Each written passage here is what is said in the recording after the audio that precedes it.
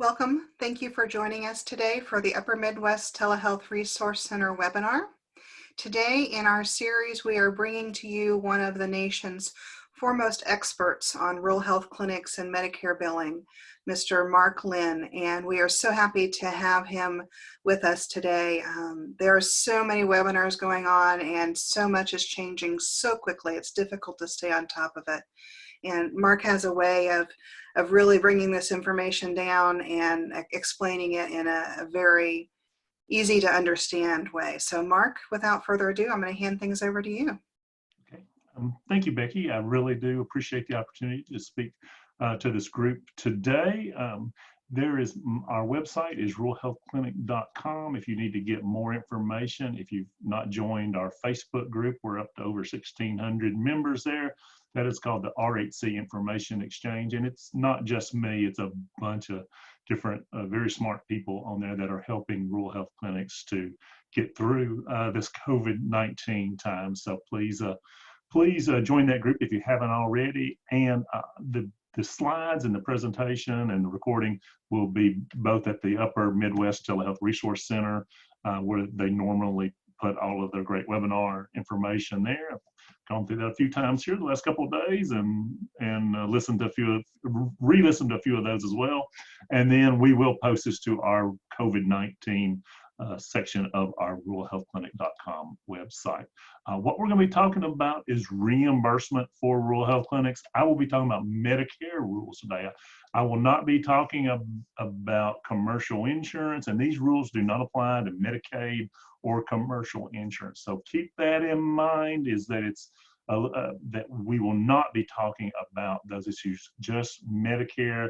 I've always, before COVID-19 came along and was an accelerant to telehealth becoming widely accepted throughout the country, I used to tell people is, don't let the tail wag the dog. Medicare was woefully behind on their telehealth regulations, probably 10 to 20 years behind.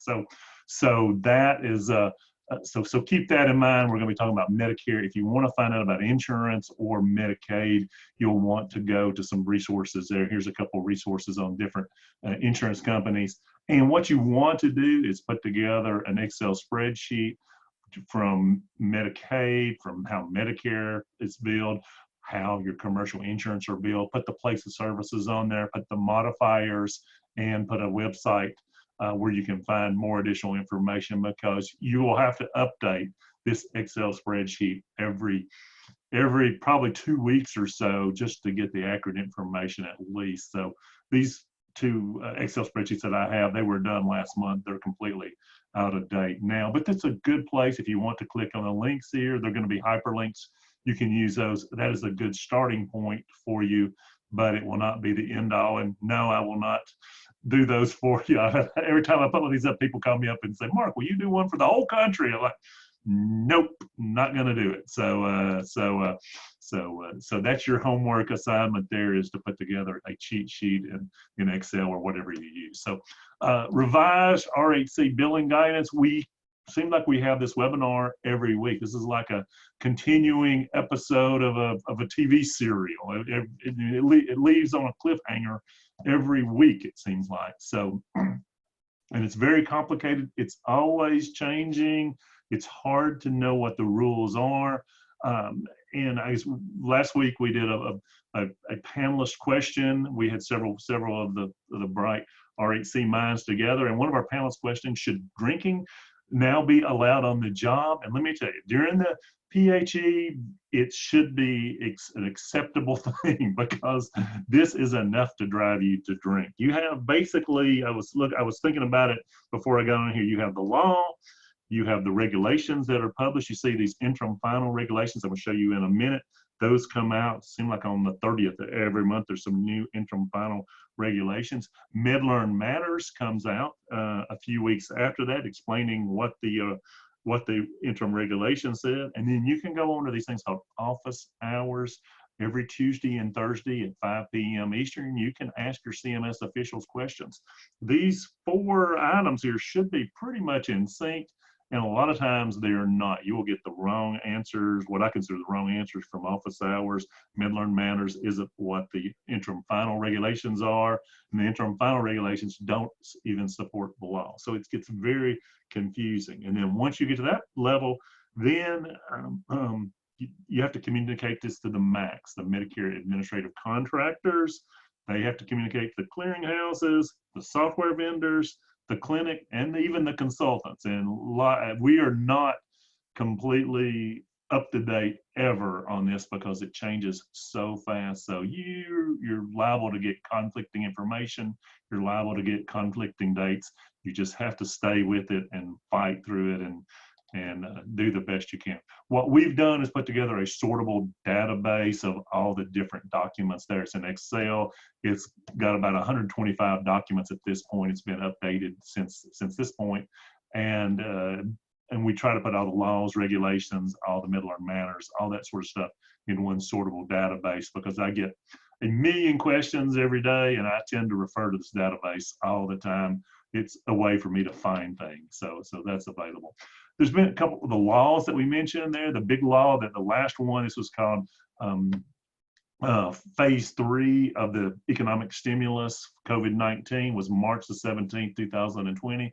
Those are the things that this one really helped RHCs in that it allowed them to be a distant site provider. Before this law came about, you could not be the distant site provider. That's the physician, nurse practitioner, or PA that's located in the rural health clinic and seeing the patient, and the patient will be located at their home. That's the way medicine is being done, telemedicine is being done during the PHE. So a couple of things there. It also said that, let's see here, talked about how that an RHC could be a distant site, and it developed a payment method. Basically, it's going to pay RHCs $92.03 is what the final piece of the guidance from CMS came out with us.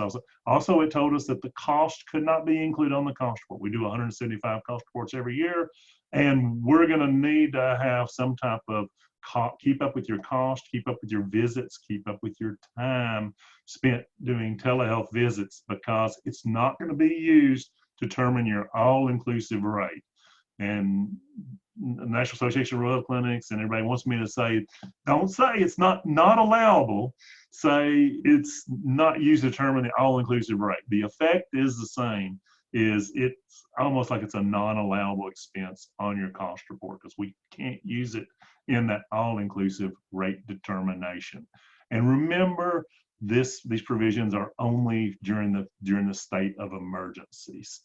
So once the state of emergency is over, these rules will go away. Hopefully, we need to lobby. We need to try to keep this going, because this is the future of healthcare. Becky and I were talking about how nice it is to be able to do telehealth visits with our providers, with our physicians from our home. It is really the way healthcare is going. So here's your interim final regulation that came out March the 30th. It did a couple things from a Part B standpoint. It added about 85 new codes. It also just changed the way from Medicare Part B that you bill. It basically gave you about a 30% increase in your reimbursement, because before this you had to use a place of service O2 for telehealth, and that would get you on the facility fee schedule, which is about 30% lower than the non-facility fee schedule. And that came out March the 30th. It was effective March the 1st, 2020.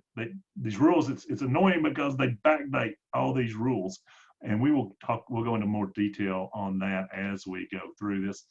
April 30th came out another interim final rule. May not be aware of this if you're provider based, if you're part of a hospital. One of the problems that a lot of hospitals complained about was now that the patients are seeing their physicians from their home, they're no longer getting an originating site.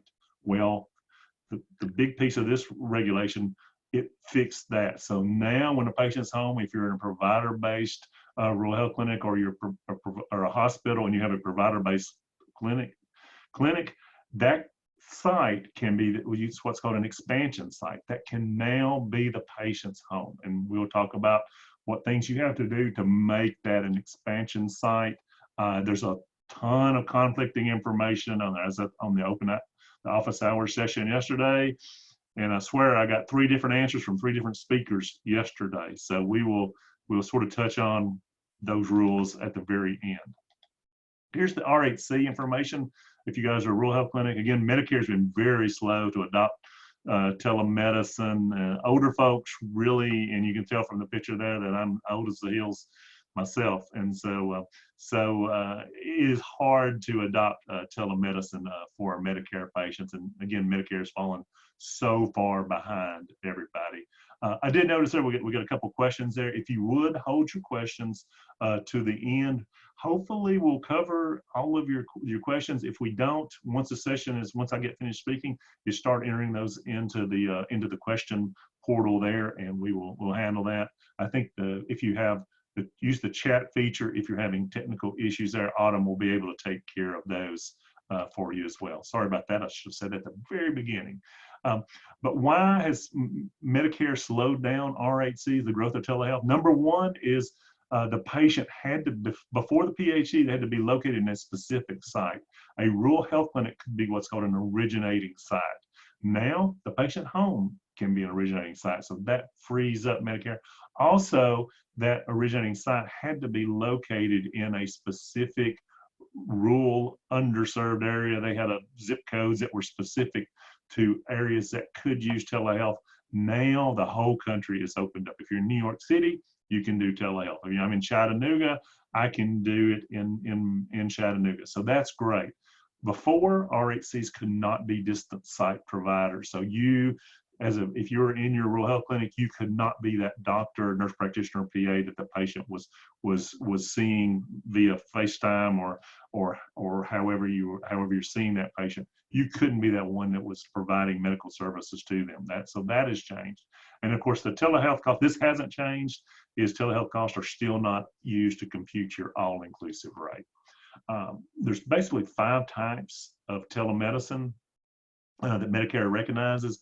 One of them is remote monitoring, which isn't covered by rural health clinics, but is a great service. So hopefully that will change in the future. So I didn't include that a little box for that. I did include all the ones that are covered by RHC. So as you see at the bottom, what happens is typically a service will be set up in Medicare Part B, and I'll use that term loosely, Medicare Part B, fee for service, and then rural health clinic bills on what we will call Medicare Part A. It's technically not right, but they're going to bill their services on a UBO4. Medicare Part B, if you're an independent RHC, you can bill that on a 1500 form. So I'm going to loosely use Part A for RHC services and Part B for fee for service. What happens is Medicare sets up on their fee schedule a HCFA code or CPT code, and the rural health clinic, when you convert it over on a UBO4, you convert that HCFA code to a HCFA code that the RHC recognizes. For example, if you're doing telehealth has to be audio and video in order for it to be recognized as telehealth under the Medicare rules. And what happened, the rule was that you put the HCFA code on there, and used to be if you're Medicare Part B, you'd put the place of service. In this case, if it was a service that was normally done in an office, you would put a place of service 11 on there, and that changed with that interim final rule. Remember, usually you'd always put 02. Now you're going to put where the service would have normally been performed. So if it's in a nursing home, there's a place of service code for that. If it's in a rural health clinic or in an office, you would have used that place of service. So these are set up on the Medicare Part B fee schedule. And when you become a rural health clinic, you're going to convert that to a G2025.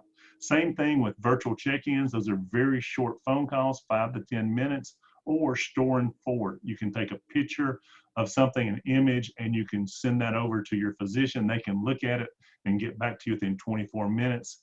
And within 24 hours. There's a Part B code for that, the G2012 and the G2010. You convert that when you're billing for RHC on the G0071. Same thing for e-visits. If you have a patient portal and a patient emails, and basically through that portal emails you asking you questions, and you respond to it, and you use a certain amount of time, 5 to 10 minutes is going to be a 99241, 11 to 20 minutes will be 99242, and 99423 will be 21 to 30 minutes, and that's cumulative time. So keep up with your time, and if you're not a rural health clinic and Medicare Part B fee for service, they're going to pay you more each level you go up. As an RHC, once you hit that 99241 level, that's they're only going to pay you one amount, and the amount for the G0071 has been increased to $24.76. So you're going to get, in this orange bucket and in this gray bucket, you're going to get $24.76 for those.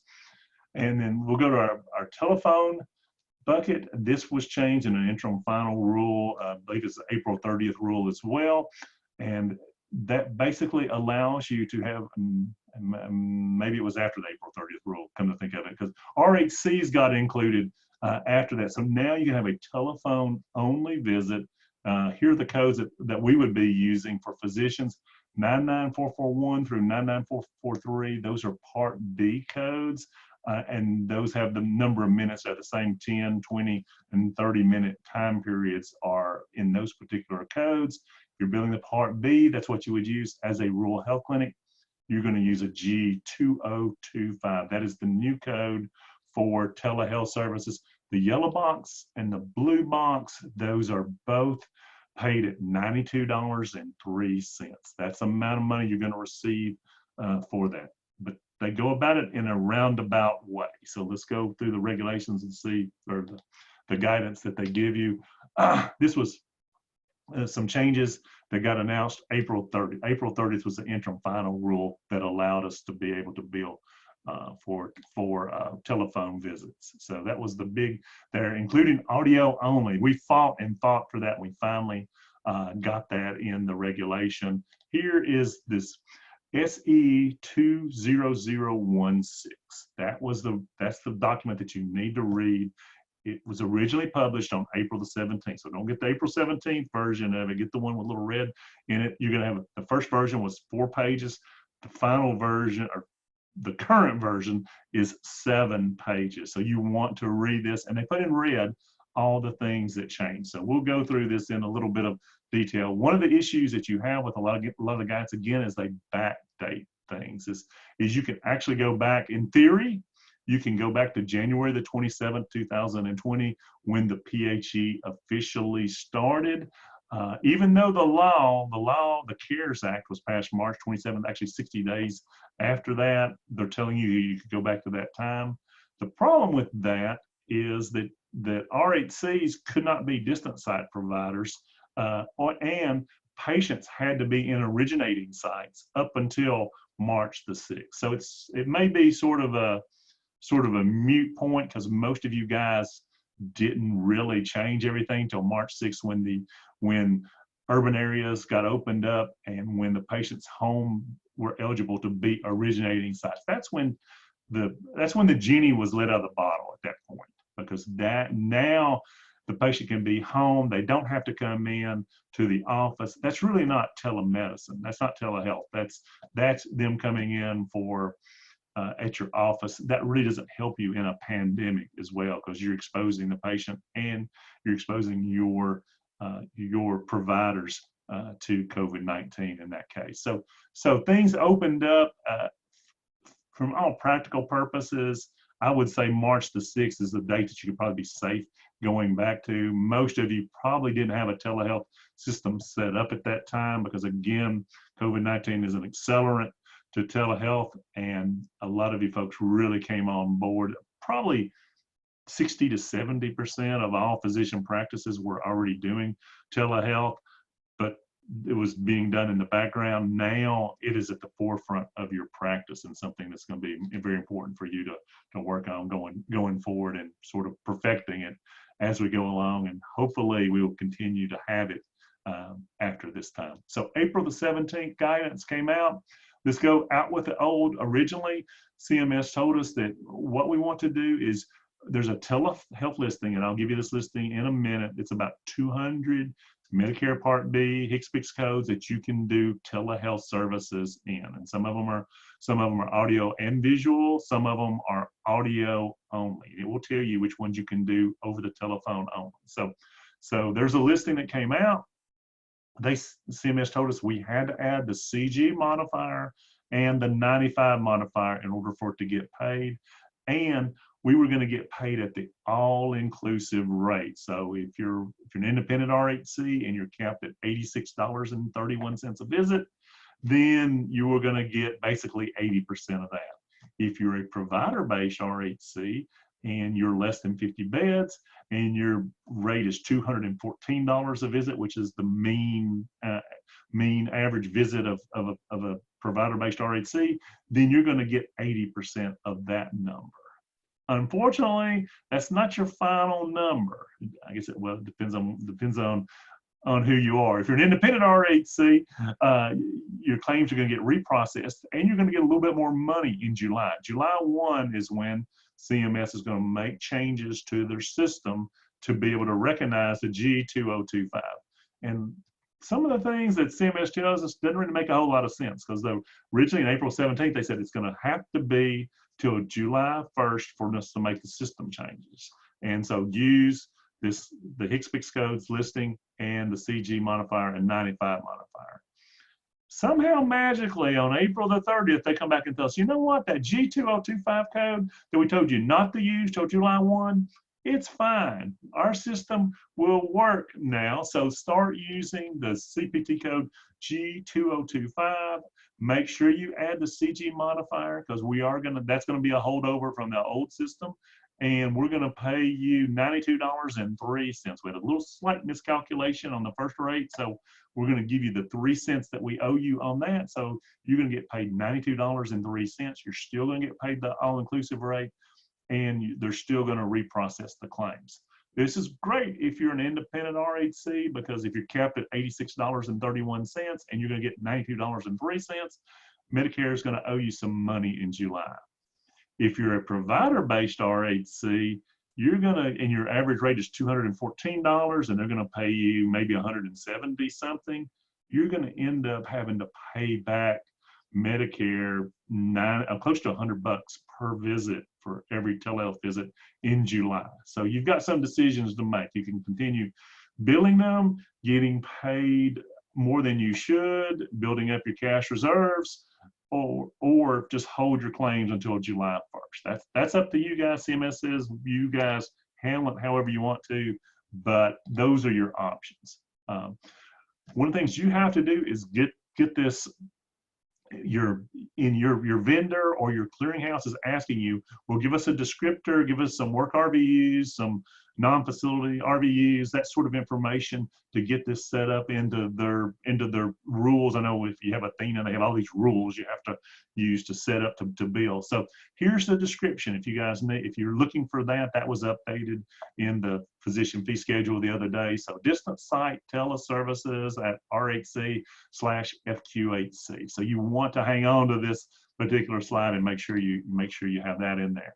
And then if you guys are an FQHC, we probably have a few of you guys on here, and I know enough about FQHCs to be dangerous, but the rules are different on billing. They basically want you to put 3 different HCFA codes. If I understand this correctly, is first they want you to put a PPS specific payment HCFA code, and then a HCFA code that describes the service. That's going to be on that list of 200 services that you can do via telehealth. And then they want you to put the G2025 with the modifier 95 on there. So there'll be 3 different lines. I think it's field locator, maybe 44 or so would be where you put that HCFA code and these modifiers. So FQHCs will be a little different. This information is from the Center for Connected Health Policy. They're a sister organization with Midwest. So definitely listen to this. This is where the video where I got this. So you want to listen to that. So May does a great job of explaining all of these changes. So you want to make sure you get on their newsletter as well, because it's very good. So here is the screenshot that basically tells you what I've just told you in in my little cheat sheet that I provided for you there. So, and then here I've summarized it one more time for you. You're gonna bill from January 27th through June the 30th. If you're a rural health clinic, you're gonna bill your services on a UB04. So it's called an ANSI 837I. I stands for institutional format. So you're gonna bill it on the UB04, not gonna bill it on the 1500 form, not gonna bill it the Medicare Part B fee for service, but on a UB04. You're gonna use a bill type 0711. You're going to use the revenue code. If it's done in the office, you're going to use revenue code 0521. If it's done in a nursing home that is paid for, if it's one of those 100 lifetime days, it's paid for by Medicare Part A, you're going to use a revenue code 0524. If the nursing home visit was not a part of those 100 lifetime days that's paid for by Medicare Part A, you're going to use a revenue code 0525. So for that. And then there's a couple others. If you go to the patient's home, that revenue code will be a 0522. So, and I don't think that would really apply because that wouldn't apply. So just erase what I just said, because if you actually go to their home, that's not going to be telemedicine. That's going to, or telehealth. That's going to be a face-to-face encounter. So that really wouldn't apply. Okay. And then here's the HCFA code that you're going to use, the G2025. And you're going to use the CG modifier. That is a requirement. You've got to have that CG modifier on there, or you're not going to get paid. If you want to put the 95 modifier on there, you can. I know a lot of our panelists in our session last week, we talked about putting 95 modifier on there. That's a great way to keep up with your claims and making sure, you know, which ones are telehealth, which ones we need to pull out of the cost report. So I would recommend doing it, but if it's going to mess up your processing, then you don't have to. Also, there's a modifier called CS, which is waiving the cost sharing for a COVID-19 patient. There's specific ICD-10 codes that will give you the listing of those at the end of the session that you have to have on that claim form, or it's not appropriate for you to have that. Also, if you put that CS modifier on there, I think there's a time period where they're going to reprocess some of those claims for you. But if you put the CS modifier on there, you're not going to collect the copay from the patient, and Medicare is going to pay you the full reimbursement rate for that. So keep that in mind. So remember, the reason why you're required to put the CG modifier on there is this is what CMS told us, was they're not going to update their system till July 1st, 2020. That's why you have to include that. Also, if you're looking for a place of service on a UB04, there's no such thing as a place of service. CMS uses your revenue code for that. So that's answer that question. So what happens after June the 30th, starting July 1st and going forward, when CMS does their magical changes to their computer system? What's going to happen? Well, again, the old guidance was you're going to add G2025 in field locator 44 on the UB04. You're not going to put a modifier on there, and Medicare is going to pay you $92. No need to reprocess. April 30th guidance comes out, and there's really no change to that, except for they're just going to add 3 cents to your claim. So you're going to get paid $92.03 versus $92. So it's going to be very simple starting on July the 1st. Is you just put G2025, and they're going to pay you that rate of $92.03. They're going to pay you 80% of that because you know, copays apply on telehealth services unless it's related to COVID, unless you use that CS modifier properly. Okay. And then here's what your claims are going to look like after July 1st. Again, UB04, bill type 0711, same revenue code that we had before. Here's our G2025. Here's your payment, but we're not going to have to put any modifiers, no CG modifier. 95 modifier is optional if you want to. Okay, let's do we're going to do a little bit of math. I know you probably didn't think there's going to be any math involved in this, but we're going to have a little bit of math here. Here's our assumptions. We're going to have a 99213, we're going to charge $100 for it just because that makes the math easy. If you're an independent RHC, we're thinking that you're going to be capped at $86.31. Again, we do 175 cost reports every year. We might have one independent RHC cost report with a cost per visit less than $86.31. So I can safely assume you're going to have that right. If you're provider-based, this is from a benchmarking report from Wifley. So we all know Wifley in the Midwest there, they do a great job, and Jeff Bromschreiber and Jeff Johnson do a wonderful job of benchmarking all the different RHCs. So 214 was the last number that I saw for provider-based RHC. That's the average rate. There's no cap on that. Medicare is going to pay for our telehealth rate. It's going to be $92.03 for both independent and provider-based. And then the copayment is going to be based on this charge of $100. So there's going to be a $20 copay. In this case, it's going to be 20% of 100. So those are our assumptions. And then when you ever hear what your this is numbers that we use for our settlement calculation. Medicare is going to pay us $69.05. Notice that you actually will get $69.05 on this. There's no sequestration. That 2% sequestration that you normally would have reduced your payment down by about 1.6%, that will not be applicable during the PHE. So you're going to get your full 80% during the PHE. So it's $69.05. If you're provider-based, your payment would be $171.20. Your actual telehealth payment at 80% will be $73.63 for each one of those. But what happens when we reprocess these claims in July? Independent RHC is going to get back $4.58, and provider-based, and this is an average. What you want to do is you want to look at what your interim rate is. If your interim rate is higher than $214, then you will probably be paying back more than $97.57 per telehealth claim. If your interim rate is lower than $214, then your payback will not be as much. So again, you need to do a little bit of thinking about whether you want to hold claims or build up that cash reserve.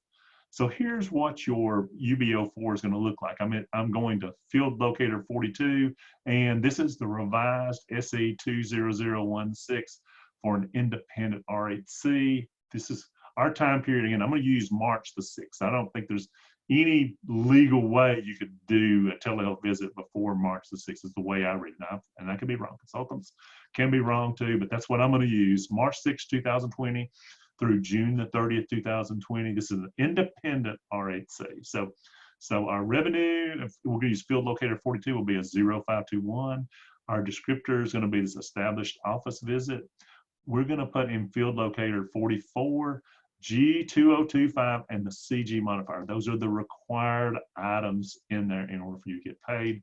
We're going to use our data service of 3/6/2020, 1 unit of service, and our charge will be $100.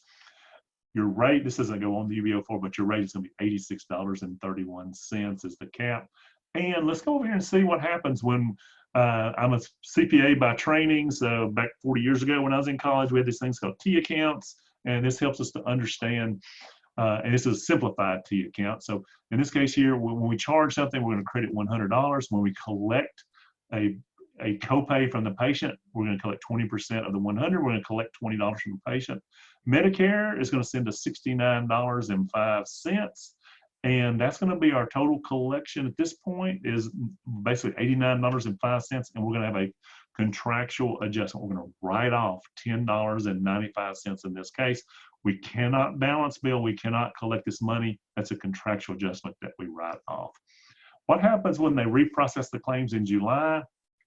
Basically, we're going to check for $4.58 per claim, and we're going to have a negative contractual adjustment at this point. So we're going to adjust our contractual adjustments. Don't adjust your copays owed from the patient. That's going to stay the same. So the key is do not touch the patient balance when you get that money because their balance doesn't change. So in this case, we have a negative contractual of $4.58, which is great.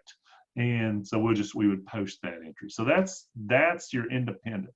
If you're provider-based during the same period of time, our information is going to be the same G2025CG. The big difference is the $214 payment rate there. So we're going to get $171.20 from Medicare.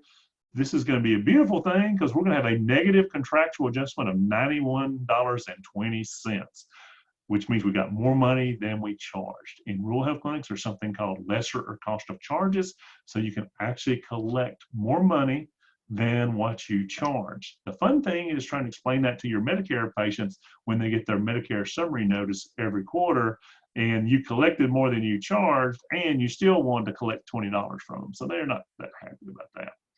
Okay, now come July 1st, whenever these claims are reprocessed, and the bad news comes is your Medicare contractual adjustments are going to go up to $97.57. That's going to be a debit. That's bad. And they're going to take $97.57 cash away from you.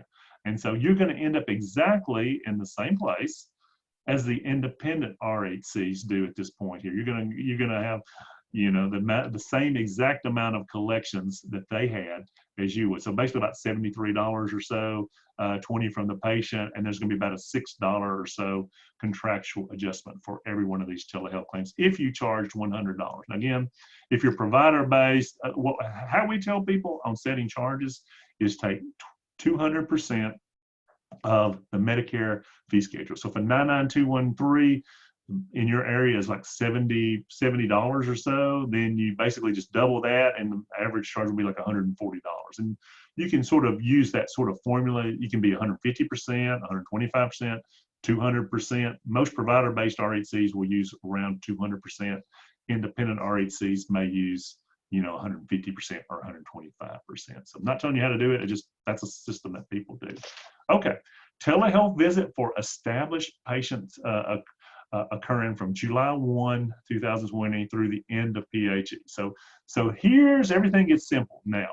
This is July 1 going forward. Revenue code 0521, G code G2025. No modifiers, no CG, no 95 required. We're going to charge $100 for our service. We're going to get paid $92.03. Again, Medicare is going to pay 80% of that. So you're going to collect $73.63. Our copays are going to be the same. Our charge will be the same.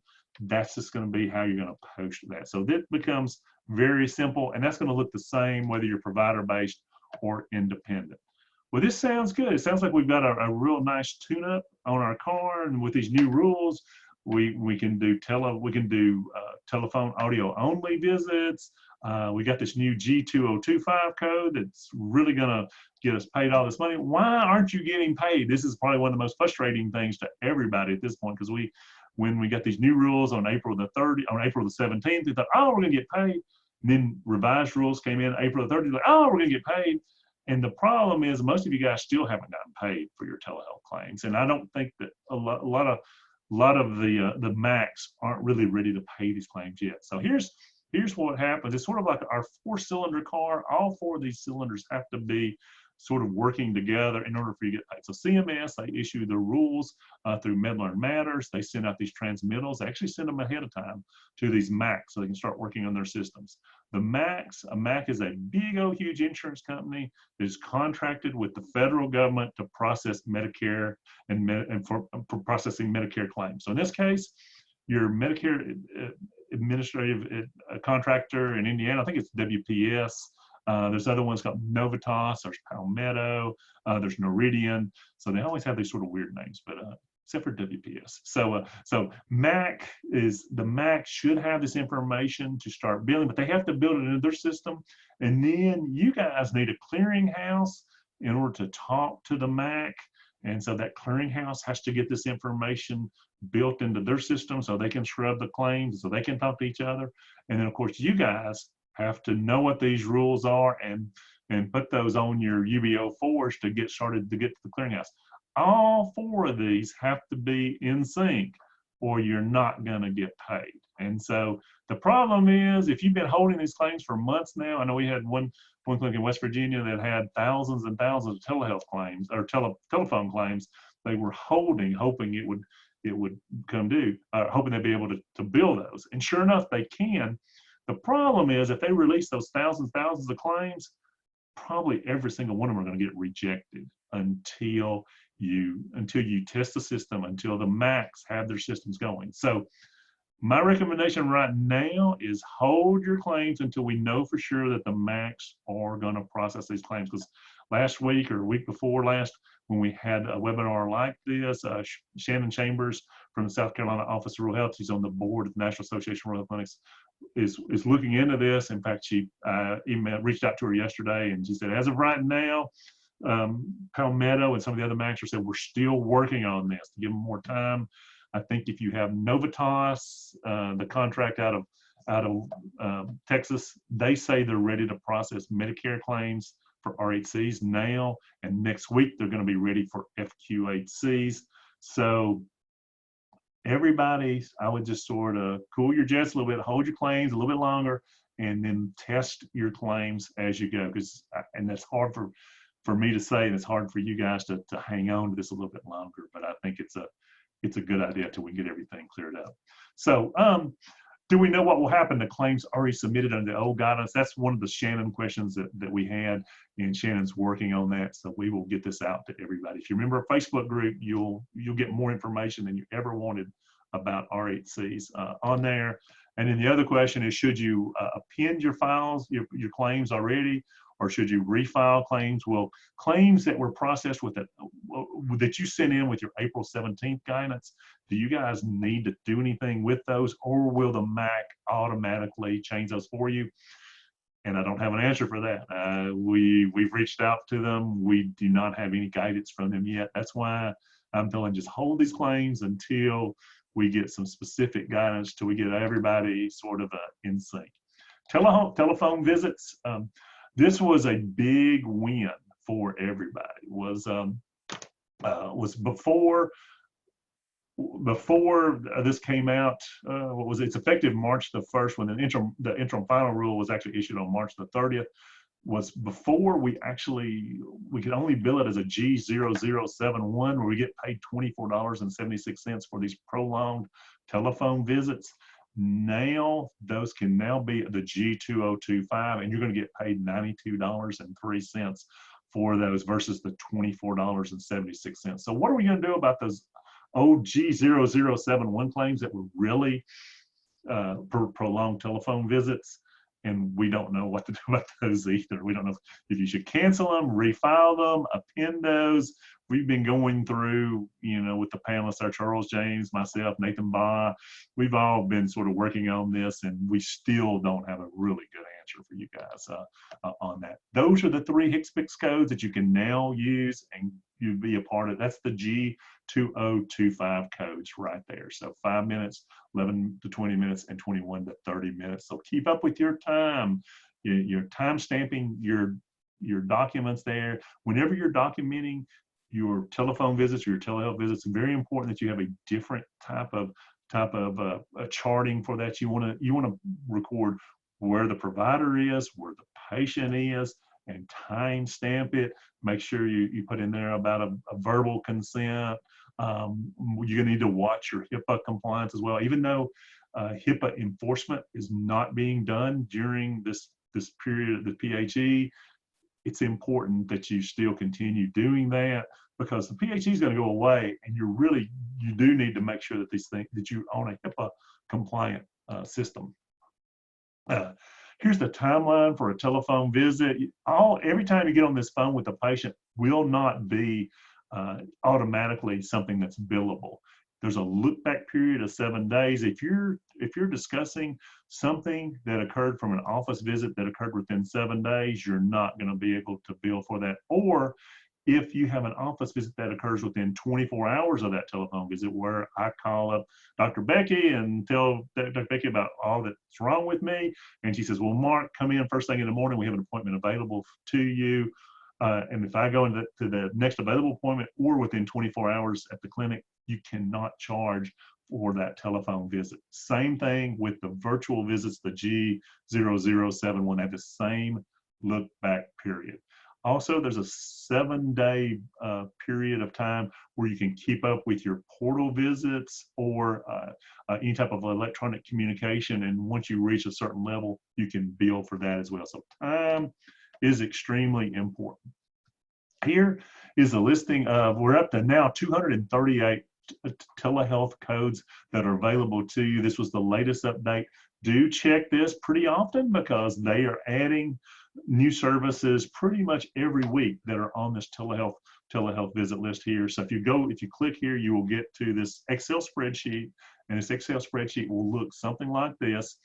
And over here, you can see where it says, can audio only interaction meet the requirements? If it says yes, then you can have a telephone visit with that person. Now, you don't have to have video in that case. So you can see how long this listing here is here. There's all sorts of services you can provide. I know some of the things that cause problems are the 99211 is acceptable.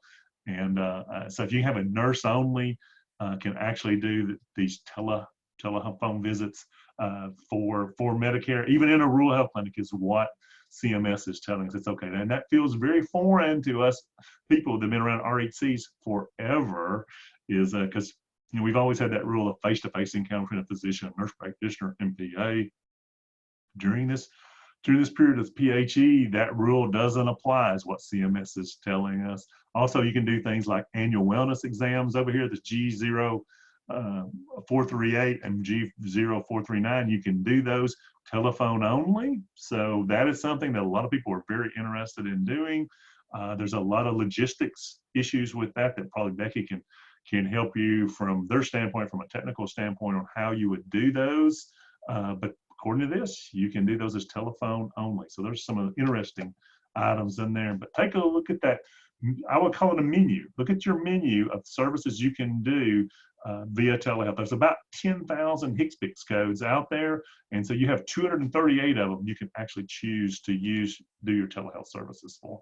And we had this question last time, as I'm assuming canceling codes 90832 are not billable telephone only. Absolutely, and the answer was yes. I looked it up on the listing there, and you can do counseling via telephone, and you can get paid your $92.03 for that. So that works out very good. Here is a telephone only visit, the 99443. Here's our field locator 42, same revenue code, same G code, G2025CG. This is the period March 1 through June the 30th. And I used March 1st because that was the time frame that they said you could start doing telephone visits. So that's why the dates are a little different. And then the rest of this information, as far as the processing and the amounts paid, they're going to be exactly the same. But the point to this was to show you that you can go back to March 1st and pick up your telephone visits, and you will be able to get paid your $92.03. And then here is a 99441. This is the lower level code there. Again, you're going to use that same G2025. It's going to have the same basic information there. So let's move along here. Here's your G0071. This actually changed during the PHE. Used to, there was only two codes, the G210 and the G2012. Those were the only two. The G2012 was a short telephone call, and the G2010 was the store and forward. So and then the 99421s and 422s, 423s, those are portal. So those are going on to a portal and asking questions through a portal.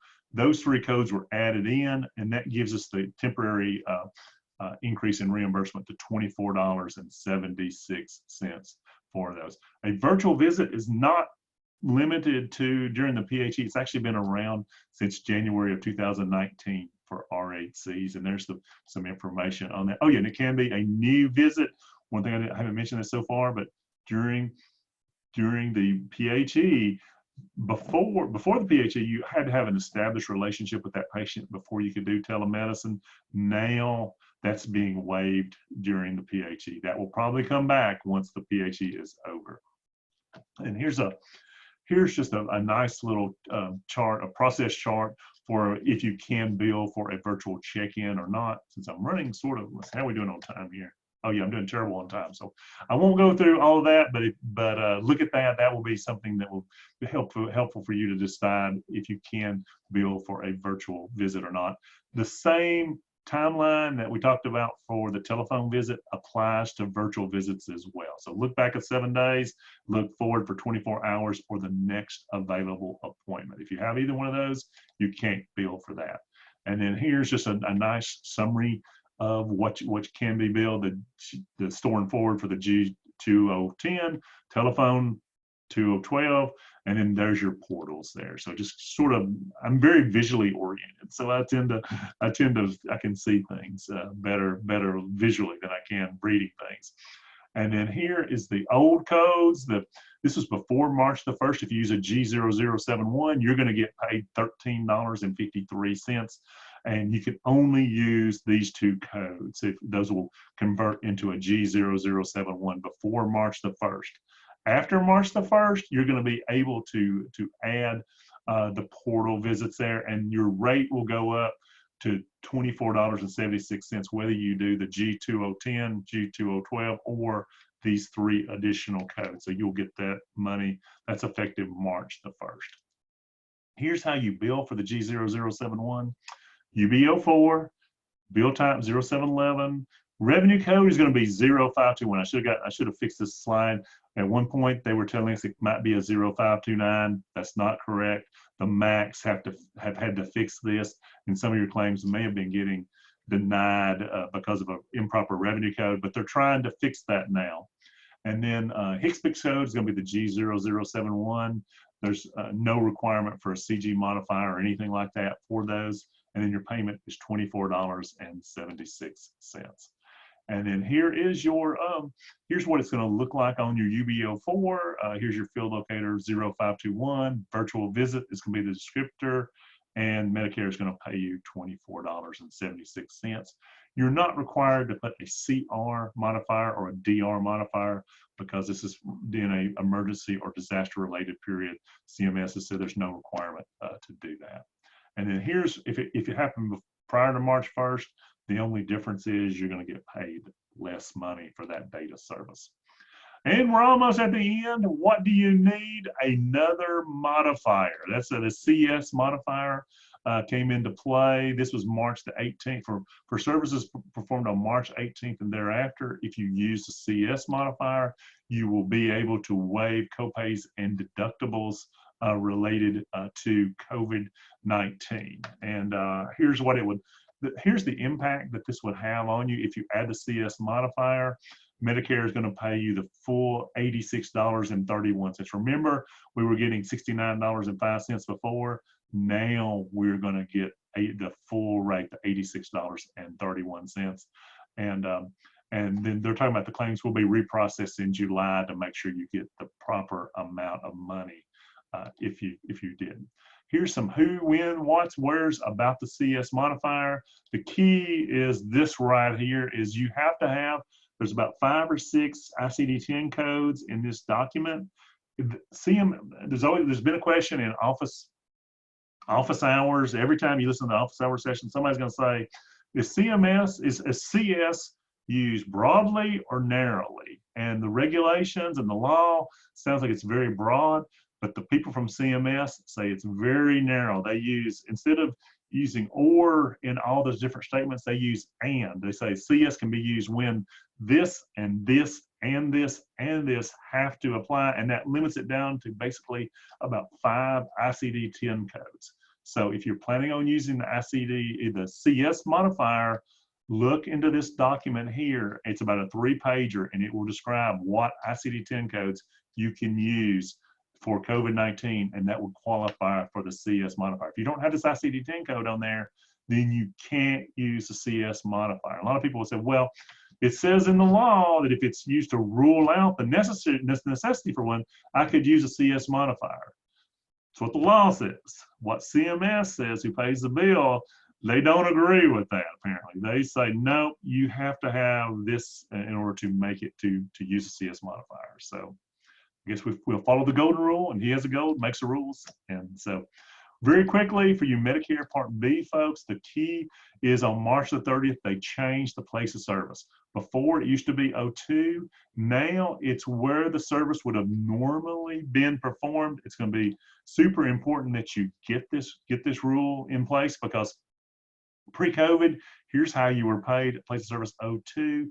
Payment was limited to the facility fee payment schedule, which is about a 30% cut for you guys. So starting March 1st, 2020, they changed the rule to where now you can put the telehealth service as if it was done in the office. You're going to put a place of service 11 on there. You're going to use a modifier 95, and payment will be based upon the non-facility fee schedule. So how does that affect your money? If you put the proper place of service code 11 on here, you know, we just bundled up the most common E&M codes there. You're going to get $1,015 versus if you use the place of service modifier 95, you would get $742 for that particular bundle of service, about a 27% decrease. So you can see it pays to code correctly and use this new interpretation during the PHE. There's some services where it's not going to matter whether you do this correctly or not, because you don't get the non-facility fee depending on the setting. So here's what and this is Part B fee for service. So remember, people, is your distant site before he would get paid $53.33 place of service 02 for a 99213, and your originating site, that would be your RHC. You would go to Q3014. You would get $26.15. So the CMS Medicare would be out $79.48. Now, come on here. Now, during PHE, there will be no originating site because the patient's going to be at home for the most part. And CMS will now pay place of service 11, modifier 95, 99213. They're going to pay the full fee schedule for that. So that's going to be $76.15. You no longer use place of service 02. May the 8th update. This is for provider-based entities. They were not getting paid originating sites for that, and so the hospitals complained about that. So if you're in a provider-based entity, and I don't know if this rule applies to RHCs, to provider-based RHCs or not, that's something that hasn't been clarified yet. So I wouldn't start billing this way if you're a provider-based RHC yet. There's a lot of questions about this. When I listened to the session yesterday, the office hour, actually, I think they gave us 3 different answers about this particular issue yesterday in office hours from the CMS officials. Depending on who asked the question and who answered the question, you were getting different answers. What I'm doing today is basically just letting you know that this is out here, that this changed last week. There's going to be something available to you to bill for an originating site. You're going to make, what happens is you're going to make the provider base, the patient home is going to be an expansion site of a provider-based department. In yesterday's office hours session, they told people, one speaker said, oh, you don't have to do anything, it's just automatically one. And then another speaker said, no, you're going to have to do an Excel spreadsheet, you're going to have to email it to us, and you're going to have to add this information to it. I mean, I'd rather be safe than sorry on something like this. So I would start capturing this information for, if you're planning on billing as a provider-based entity for in a patient's home, is you want to start capturing this information and getting your Excel spreadsheet ready so you can submit it. So, and I know enough about that to be dangerous, but I just want you guys to know it's available. Talk to your telehealth billing person. Becky may know more about it than I do, but that's something that we certainly have a lot of work to do on that. And there's a couple of HCFA or modifiers that a lot of Part B providers use. People always want to use the GT modifier with Medicare. You don't have to do that. It's not, that was went away with a couple years ago. Okay, that's me. You can, and I guess we're available for questions. I'm sorry I took a little bit more time than I probably should have, Becky, but No. We had a lot of material to cover. No, I learned a lot. I hadn't heard that latest thing that you mentioned from yesterday's call. It's hard to keep that. Fighting other fires yesterday. Yes, absolutely. They didn't, and you could tell that it was all new to them too, because like I said, the answers were all over the place yesterday. So yeah. So. All right. Well, thank you so much, Mark. For those of you that can stay on, we're going to go through. We've got a couple of questions here, and I bet as we start answering them, more are going to pop through. So we'll extend here just a little bit. The first question we have is about G0071 and a frequency limitation, billing one time in 7 days. Now, I thought that those frequency limitations were waived. I think it's a lot of frequency limitations have been waived. I'll double check that one. My understanding is that still applies. The 7-day applies for the G071 because there's a 7-day, because there's a 7-day look back period, and there's Oh, for the virtual office codes, right? yeah, that's and Nathan and I have been working on that one, and we've not really got a good answer on that one. But Okay. my assumption would be those frequency guidelines still apply. But Okay. I'll double check with Nathan on that one. All right. And that's for attendees. That's why we ask you to put all your questions in the Q&A. We'll capture those. And if we need to do a follow-up frequently asked questions document, we will get that posted with the recording and the slides on our website. So thanks, Mark. Okay, no problem. Could these additional Part B services impact the RHC low volume, the exclusion to participate in MIPS and other similar programs? And I'm not sure on the MIPS piece. Most RHCs, I mean, the number is like $90,000 that you're billing the Medicare Part B fee for service. So if you're a rural health clinic, these telehealth claims are going to be billed on the UB04. So those really aren't going to count towards that. Where you run into problem, so they're not being billed on the Medicare Part B fee for service schedule. So that 90,000, the limitation is if it's less than $90,000 of paid claims, the Medicare Part B. I don't see how this would affect that in any way. Mm-hmm. Okay. And this one, I'm not sure. I hope you understand what the question is. The question is, so do you know when the PCACE system will be updated for the G2025? Is PCACE one of the MAC contractors?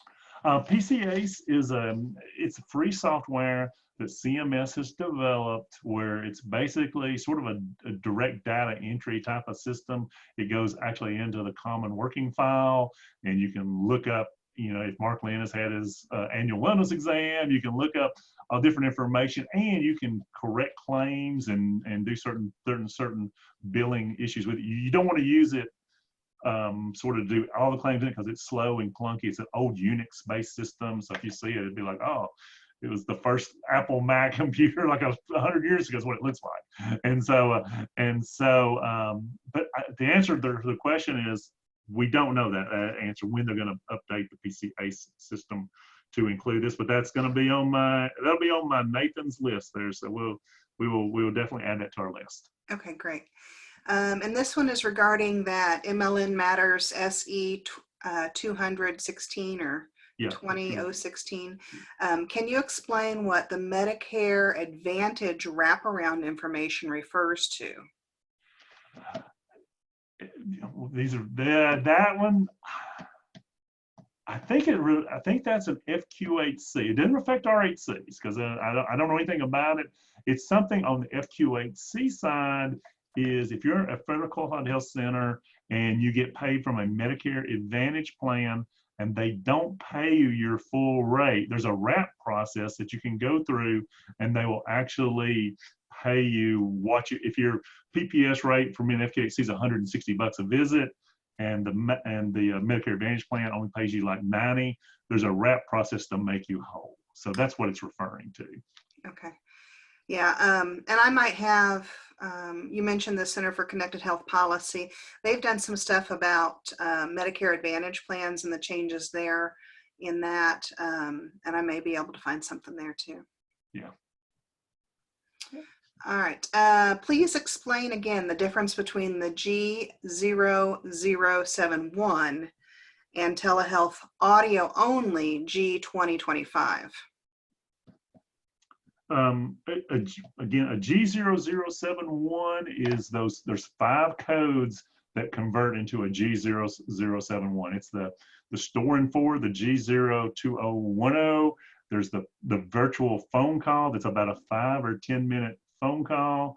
That would be a G0202, 212, and then those are the portal codes. So there's 5 codes. Now, I guess where she's getting confused is and I can see that is for a telephone visit, there's a prolonged, the codes are that 99441 through 99443 is if there's any way you can have a telephone conversation that will meet the 99441s and 442, 443, you want to do that, because you're going to get obviously $92.03 versus $24.76. So you would almost, if you had a telephone conversation with somebody, you would almost never code it a G0071 if you're smart, because that doctor's gonna you want to code enough in there to get you to a G2025 if you could do that. So I think that's probably where the confusion is on that, because we've got a lot of people that are trying to go back and they build the G0071 because that was the only code available to them for a phone call, and they just basically build it as a telephone as a virtual visit, and that was really a prolonged telephone call. So I think that's where the confusion is. Well, and isn't it G0071 is only RHCs are using that one? That's correct. That is correct. That is correct. So by now having the ability, the legislative authority through CMS to bill these other codes, they're going to get reimbursed better. That's correct. That's correct. Okay. Thank you. No problem. Thank you. Let's see. What about other telehealth service codes with PBRHC or Method 2 hospital? I don't know the answer to that one. That one, Method 2 billing. Method 2 billing is when my brain turns off on Method 2, because we don't really do a whole lot of provider-based work there. So what is the? I'm not sure what access. Method 2 is a critical access hospital billing mechanism, and that may be something Beth email me about separately, and we'll see if we can track that down for you. I don't know off the top of my head either, but the other part of it is, can other services be billed too, or are the providers only to report the G2025 or both? So let's have a follow-up conversation on that one. Okay, on Method 2. Okay, that sounds good. Yeah. Okay. Is the place of service for telephone CPT Medicare B? So I'm thinking they're talking about the CPT codes on Medicare Part B 99442 is 11 and modifier 95. If you're billing that Part B fee for service, then you'd want to use place of service 11, where the service would have normally been performed, is the way the language is in the interim final rule. So you'd use a place of service 11 if you're Part B. Now again, if you're rural health clinic, there is no place of service on there. You're going to use revenue code 0521 for that. And then regarding the difference, so this is another one. Oh, okay, yeah. So some of those things with those virtual codes about patient initiated. So regarding the difference between the telehealth audio, does the patient have to initiate it as noted for G0071?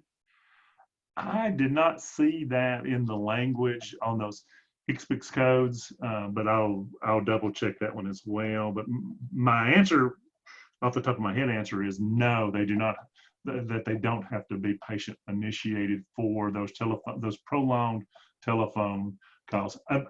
Essentially though, every one of these is basically patient initiated, because the patient calls into the clinic and they say, well, I want to talk to the doctor, and then that's really patient initiated, because what happens is that then at that point the clinic is going to schedule that doctor to call you at a certain time. And I know when I had my virtual meeting, they said, okay, we're going to call you at 10 o'clock, and here's going to be a link for you to go in and get into this virtual meeting with us. It's just like what you do with Zoom. And so, so from that standpoint, every one of these visits is patiently initiated. What they're really worried about though is if you are using this to follow up with somebody, okay, yeah, I saw my doctor, and then 3 or 4 days later they call back and you initiate the phone call to say, oh yeah, okay, Mark, we're following up on our visit. How did you do? Is everything okay? Did that wart that I burned off the other day, is it fine? And then that's when you've initiated that phone call.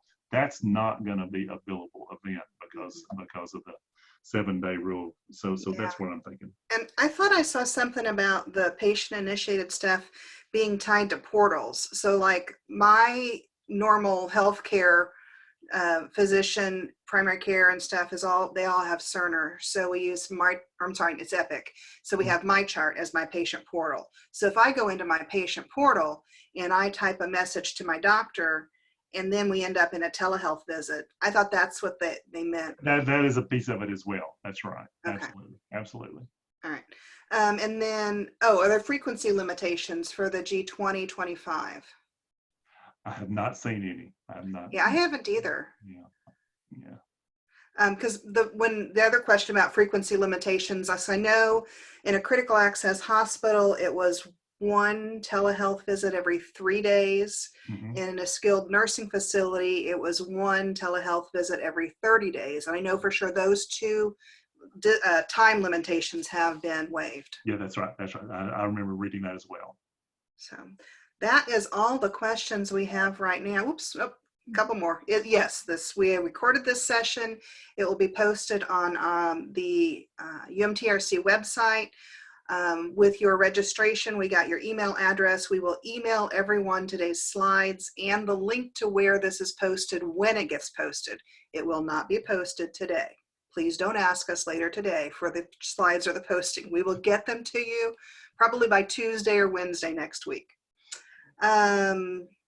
Yes, and the last question here, G0071 can be new or established. Yes.